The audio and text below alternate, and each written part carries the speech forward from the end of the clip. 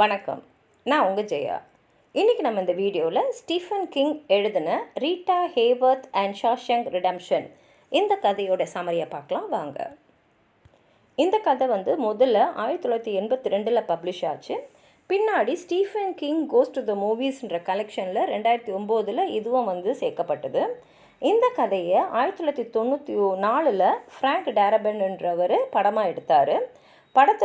படத்தோட பேர் ஷாஷங்க் ரிடெம்ப்ஷன். இது 7 அகாடமி அவார்ட்ஸ்க்காக பரிந்துரைக்கப்பட்டது 1994.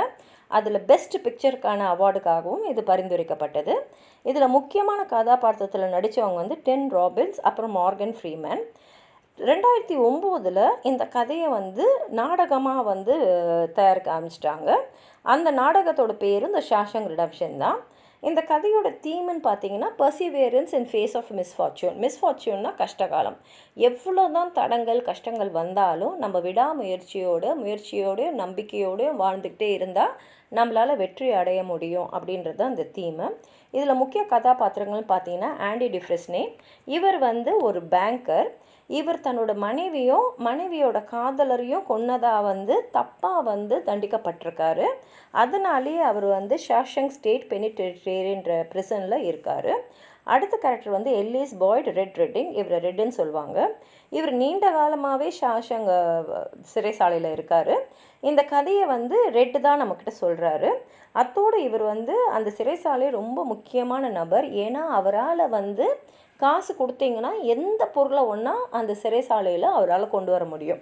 அவ்வளோ கனெக்ஷன்ஸ் அவருக்கு வெளியில் இருக்குது. உள்ளேயும் அவ்வளோ செல்வாக்கு அவருக்கு இருக்குது. அடுத்த முக்கியமான கேரக்டர் சாமுவேல் நார்டன். இவர் தான் அந்த ஷாஷங்க் சிறைசாலையோடைய வார்டன். ஆனால் இவர் நிறைய உள்ளே இருக்கிறவங்களெல்லாம் அவருடைய சொந்த லாபத்துக்காக பயன்படுத்திப்பார். பணம் வாங்கிக்கிட்டு எதை ஒன்றா செய்யுங்க அப்படின்னு விட்டுடுவார். பணத்துக்காக எதை ஒன்றா செய்யக்கூடிய ஒரு வார்டன் தான் இவர். Byron Hadley. இவர் அந்த பிரிசனில் இருக்கக்கூடிய ஒரு கார்டு தான். ஆனால் ரொம்ப ரொம்ப எல்லார்கிட்டையும் கடுமையாக நடந்துப்பார். அவரை பார்த்தாலே அந்த சிறை கைதிகளுக்கெலாம் அப்படியே பீதி கிளம்பும். அந்த மாதிரியான ஒரு பிரிசன் கார்டு இவர். Tommy Williams. இவர் அந்த சிறைசாலைக்கு வர ஒருத்தர் தான். அவர் தான் ஆண்டி கிட்ட சொல்கிறாரு, நீ இந்த கொலையை செய்யலை, நான் ஏற்கனவே ஒரு சிறைசாலையில் இருந்தேன், அங்கே இருந்த ஒருத்தர் சொல்லிகிட்டு இருந்தார் இந்த கொலைங்களை நான் தான் செஞ்சேன்னு, அதனால் நீ இந்த கொலையை செய்யலைன்ற ப்ரூஃபை ஆண்டிக்கு கொடுத்தவர் டாமி வில்லியம்ஸு. அடுத்த கேரக்டர் ப்ரூக்ஸ் ஹாட்லின். இவர் கொஞ்சம் வயசானவர். அவர் நீண்ட காலம் சிறையில் இருந்துட்டு வெளியில் வந்துடுறாரு. ஆனால் வெளியில் விடுதலையாகி வந்துட்டு அப்புறம் அந்த வெளி உலக வாழ்க்கையோடு அவரால் அட்ஜஸ்ட் பண்ணி வாழ முடியாமல் ரொம்ப கஷ்டப்படுறவர். அப்புறம் லிண்டா டிஃப்ரெஸ்னே. இவங்க தான் ஆண்டியோட ஒய்ஃபு. இவங்களோட கொலையும் இவங்களுடைய காதலோட கொலையத்து காரணமாக தான் ஆண்டி சிறைசாலைக்கு போகிறாரு. இந்த கதையும் அதனால தான் உருவாகுது. கதை பார்த்திங்கன்னா அது மேனேயில் நடக்குது.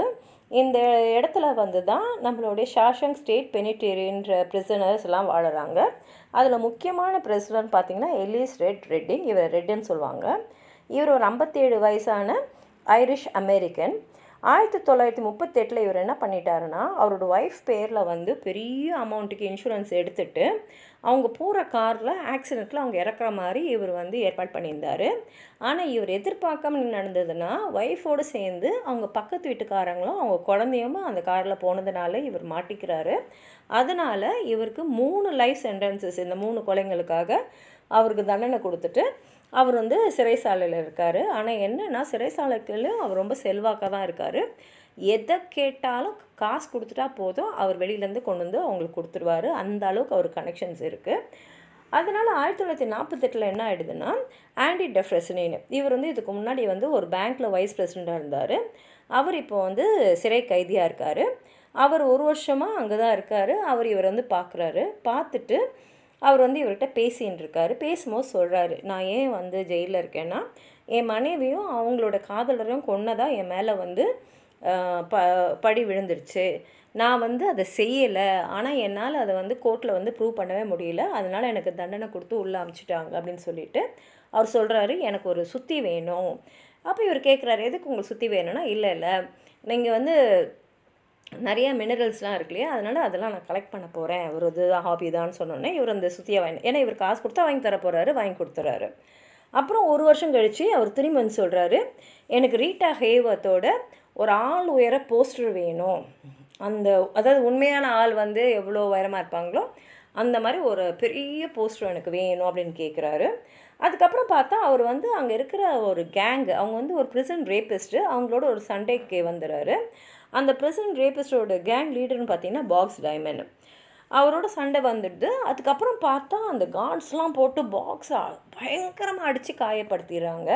ரெட் என்ன சொல்கிறாருன்னா, அவங்க காயப்பட்டதுக்கு முக்கிய காரணம் ஆண்டியாக தான் இருக்கணும். ஏன்னா அவர் தான் வந்து இந்த கார்ட்ஸ்க்கெலாம் லஞ்சம் கொடுத்து இவன் என் கூட சண்டைக்கு வந்தான்ல, அடிச்சு தீத்துருங்க அவனுன்னு சொல்லியிருப்பார் அப்படின்றவாரு. அதுக்கப்புறம் வந்து ஒரு நாள் ஆண்டி வந்து அங்கே இருக்கக்கூடிய கார்டு பைரன் ஹேட்லி வந்து கம்ப்ளைண்ட் பண்ணிட்டுருக்காரு. இந்த மாதிரி அவர் கொஞ்சம் சொத்துலாம் வந்திருக்கு, ஆனால் சொத்து மேலே பயங்கர டேக்ஸ் போட்டிருக்காங்க அப்படின்னு சொன்ன உடனே இவர் என்ன சொல்கிறாரு, சரி, ஏன்னா இவர் பேங்க்கில் தானே இருந்தார், இங்கே வாங்க அப்படின்னு சொல்லிவிட்டு அவருக்கு வந்து என்னென்னலாம் செஞ்சால் அந்த டேக்ஸ் எல்லாம் கம்மி பண்ண முடியுமோ அதுக்கெலாம் ஹெல்ப் பண்ணுறாரு. ஹேட்லிக்கு ரொம்ப சந்தோஷமாகிடுது. ஏன்னா பயங்கரமாக அவர் வந்து இந்த டேக்ஸை வந்து கம்மி பண்ணி கொடுத்ததுனால அந்த ப்ரிசனில் இருக்கிற எல்லாருக்குமே அவர் பீர் வாங்கி கொடுத்து அவர் நன்றியை தெரிவிச்சுக்கிறாரு. அதுக்கப்புறம் போக போக போக ஆண்டி என்ன பண்ணிடுறாருன்னா, அந்த ப்ரிசனில் இருக்கிற எல்லாருக்குமே வந்து ப்ரிசனுக்கே கூட வந்து ஃபைனான்ஷியல் அட்வைஸ்லாம் கொடுக்குறாரு அந்த அட்மினிஸ்ட்ரேஷனுக்கெலாம். அப்புறம் டேக்ஸ் ரிட்டர்ன்ஸ், லோன்ஸு இதுக்கெலாம் கூட வந்து பயங்கர அட்வைஸ்லாம் கொடுத்து நிறைய பண்ணுறாரு. அதே சமயத்தில் ப்ரிசனில் இருக்கிற லைப்ரரியும் வந்து அவர் நல்லா வந்து மாற்றுறாரு. அப்போ தான் வந்து அந்த லாண்ட்ரிங் ஆஃப் மணின்னு சொல்கிறோம் இல்லையா, அந்த ப்ரிசன் அட்மினிஸ்ட்ரேஷனில் இருக்கிறவங்களுக்குலாம் அதை செஞ்சு கொடுக்குறாரு. ஏன்னா அவங்க வந்து கருப்பு பணமாக வாங்குறதெல்லாம் வெள்ளையாக்கி கொடுக்குறது எப்படின்றதுக்கெலாம் அவர் நிறைய ஹெல்ப் பண்ணுறாரு. அது மாத்திரம் இல்லாமல் அந்த லைப்ரரியை பெருசாக்கிறதுக்காக மைனர் செனட் கையில் ஃபண்டிங்ஸும் கேட்குறாரு. ஏன்னா வந்து அந்த லைப்ரரியை நல்லா மாற்றிட்டோன்னா அங்கேருந்து சிறையில் இருந்துட்டு வெளியில் போகிறவங்களுக்கு ஒரு மறுவாழ்வு கிடைக்கிறதுக்கு ஒரு நல்ல வழியாக இருக்கும்ன்றது ஒரு நம்பிக்கை. அப்போ தான் ஆண்டி வந்து டாமி வில்லியம்ஸ்ன்ற ஒருத்தரை பார்க்குறாரு. அப்போ தான் டாமி வில்லியம்ஸ் சொல்கிறாரு, இந்த கொலைக்காகவா நீ உள்ளே இருக்க? ஏன்னா நான் இதுக்கு முன்னாடி இருந்த சிறையில் வந்து என் கூட ஒருத்தர் இருந்தார், செல்மேட்டு. அவர் வந்து சொல்லிகிட்டு இருக்காரு, இந்த 2 பேரையும் கொன்னது நான் தான் அப்படின்னு சொல்லிட்டு எங்ககிட்டலாம் எப்படி கொலை பண்ணன்ற வரைக்கும் சொல்லியிருக்காரு. அப்படின்னோட தான் ஆண்டிக்கு வந்து புரிஞ்சிடுது எப்படி வந்து அவர் மனைவியும் அவரோட காதலும் கொல்லப்பட்டிருப்பாங்கன்னு. இப்போ டாமியோட சாட்சியை வச்சு நம்ம விடுதலை வாங்கிடலான்னு சொல்லிட்டு அவரோட கேஸை ரீகன்சிடர் பண்ணுறதுக்காக கேட்குறாரு. ஆனால் வார்டனாக இருக்கிற சாமுவேல் நாட்டன் வந்து இதுக்கு ஒத்துக்க மாட்டேன்றாரு. ஏன்னா ஒரு விஷயம், ஆண்டிக்கு வந்து அந்த அட்மினிஸ்ட்ரேஷன் நடக்கக்கூடிய அந்த மணி லாண்ட்ரிங் ஸ்கீம்லாம் நல்லா தெரியும். யாரெல்லாம் எவ்வளோ வாங்கியிருக்காங்க, எப்படிலாம் அந்த பணத்தை மாற்றிருக்காங்கன்னு. 2வது, அவர் வந்து அந்த சிறைசாலையோட அக்கௌண்டன்ட்லாம் பார்த்துட்டுருக்காரு. அந்த மாதிரி ஆள் அவங்களுக்கு திரும்பி கிடைக்காது. ஏன்னா இவர் பேங்க்கில் வைஸ் பிரசிடெண்ட்டாக இருந்த ஒரு ஆள். அதனால் இவர் விடுதலையாகி வெளியில் போயிட்டா ஒன்று மணி லாண்ட்ரிங்கை பற்றி இவர் வெளியில் சொல்லிட்டாருன்னா இவங்க மாட்டிப்பாங்க. 2வது, இப்போ அவங்க வேலை வந்து நல்லா குறைஞ்சிருக்கு. ஏன்னா அக்கௌண்டன்சி வேலையெல்லாம் இவங்க பார்த்துக்குறாங்க அப்படின்றதுனால. இதனால் ஆண்டிக்கு ரொம்ப கோவம் வந்துடுது. அவர் வந்து சண்டை போட்ட உடனே நாட்டன் என்ன பண்ணிடுறாருன்னா, அவர் எடுத்துன்னு போய் ஒரு 20 நாள் தனி சிறையில் போட்டுடுறாரு. போட்டுட்டு நீ அங்கே தான் இருக்கணும், நீ வந்து வெளியில் போகிறதுக்கெலாம் சான்ஸ் இல்லைன்னு சொன்னோடனே ஆண்டி என்ன சொல்லிடுறாரு, நான் வந்து இந்த அக்கௌண்ட்ஸ்லாம் பார்க்குறதுனால தானே இது செய்கிறேன், இன்றைக்கி நான் அக்கௌண்ட்ஸே பார்க்க மாட்டேன் அப்படின்ற மாதிரி இருக்கிறாரு. ஆனால் நாட்டன் அவர் வந்து மிரட்டுறாரு, நீ இங்கே இருக்கணுன்னா, நல்லா வசதியாக இருக்கணுன்னா எங்களோட தயவு தேவை. நான் நினச்சா உன்னோட சிறை வாழ்க்கையை ரொம்ப மோசமாக்கிடுவேன். 2வது, நீ வந்து லைப்ரரியில் நிறைய வேலை பண்ணியிருக்க, அந்த லைப்ரரியை நான் அழிச்சிடுன்னு சொன்ன உடனே வேறு வழி இல்லாமல் ஆண்டியோ வந்து சரி நான் வந்து அக்கௌண்ட்ஸ்லாம் பார்க்குறேன்னு சொல்லிட்டு அவருக்கு ஹெல்ப் பண்ணிகிட்ருக்காரு. அக்டோபர் 1967 ஆண்டி வந்து ரெட்கிட்ட வந்து பீட்டர் ஸ்டீவன்ஸன் ஒரு பேரை சொல்கிறாரு. அதுதான் ஆண்டி வச்சிருக்கிற ஒரு சூடோநேம், அதாவது வந்து வேறு ஒரு பேர். சூடோன்னா ஃபால்ஸு. அதில் தான் அவர் என்ன பண்ணியிருக்காருன்னா, அவரோட சொத்து எல்லாத்தையுமே விற்றுட்டு அந்த பீட்டர் ஸ்டீவன்ஸுன்ற பேரில் இன்வெஸ்ட் பண்ணி வச்சுருக்காரு. ஏன்னா வெளியில் போயிட்ட அப்புறம் அவர் வாழ்க்கையை அவர் தொடங்கணும் இல்லையா, அதனால தான். அப்போ ஒரு நாள் சொல்கிறாரு, ஒரு நாள் கண்டிப்பாக பீட்டர் ஸ்டீவன்ஸுன்னு ஒரு ஆள் வந்து கடற்கரைக்கிட்ட ஒரு ஹோட்டல், ரிசார்ட் ஹோட்டல் கட்டுவார் மெக்சிகோவில்ன்ற விஷயம்லாம் வந்து ரெட்கேல சொல்லின்னு இருக்காரு. 1975 மார்ச் 12, அதாவது ஆண்டி சிறைக்கு வந்து 28 வருஷம் கழித்து திடீர்னு பார்த்தா அவருடைய சிறை அறையிலேருந்து அவர் காணாமல் போயிடுறாரு. அப்போ தான் நாட்டனுக்கு தெரியுது, இவர் வந்து ஒரு போஸ்டர் வாங்கி ஒட்டினார்ல, பெரிய போஸ்டர். அது வந்து பின்னாடி பார்த்தா ஒரு மனுஷன் வந்து போகக்கூடிய அளவுக்கு ஒரு பெரிய டனல் ஒன்று கட்டியிருக்காரு. இவர் அந்த ஹேமர் வாங்கினார் இல்லையா, அந்த ஹேமரை வச்சே அவர் வந்து ஒரு டனல் மாதிரி உருவாக்கி அந்த டனல் வழியாக அவர் தப்பிச்சு போயிட்டார். நாட்டன் என்ன பண்ணுறாருன்னா, ஆண்டி தப்பிச்சு போன 3வது மாதம் அவர் வந்து ரிசைன் பண்ணிட்டு போயிடுறாரு. அப்புறம் 6 மாதம் கழித்து ரெட்டுக்கு வந்து ஒரு பிளாங்க் போஸ்ட் கார்டு வருது. அது எங்கேருந்து வருதுன்னா டெக்ஸஸ்ன்ற ஒரு இடத்துலேருந்து வருது. இது வந்து மெக்சிகோவோட பார்டரில் இருக்குது. அதை பார்த்த உடனே ரெட் புரிஞ்சுக்கிறாரு. ஓ, ஆண்டி வந்து பார்டரை க்ராஸ் பண்ணி அந்த வழியாக தான் போயிருக்காருன்னு புரிஞ்சுக்கிறாரு. அதுக்கப்புறம் மார்ச் 1977 ரெட்டு வந்து பரோலில் வரார் வெளியில். ஆனால் வெளியில் வந்துட்டு அப்புறம் அவரால் சிறைசாலையிலே இருந்துட்டார் இல்லையா, வெளியில் வந்து வாழறது அவருக்கு ரொம்ப கஷ்டமாக இருக்குது. அப்போ தான் அவருக்கு ஒரு லெட்டர் வருது. அந்த லெட்டர் யார்கிட்டருந்து வருதுன்னா பீட்டர் ஸ்டீவன்சன்னு. அதில் வந்து ஒரு 1000 பவுண்ட்ஸ் இருக்குது. அது மாத்திரம் இல்லாமல் நீங்கள் வந்து ஆண்டியை வந்து மெக்சிகோவில் வந்து ஜாயின் பண்ணிக்கிறதுக்கு வாங்கன்னு சொல்லிட்டு ஒரு இன்விடேஷன் அது. அதனால் ரெட் வந்து முடிவு பண்ணிக்கிறாரு, நம்ம பெரோல் முடிஞ்சிட்ட அப்புறம் நம்ம வந்து ஆண்டி கிட்ட போய் சேர்ந்துடணும், அவரோட நம்ம மிச்ச வாழ்க்கையை கழிச்சிடணும் அப்படின்னு. இதோட கதை முடியுது.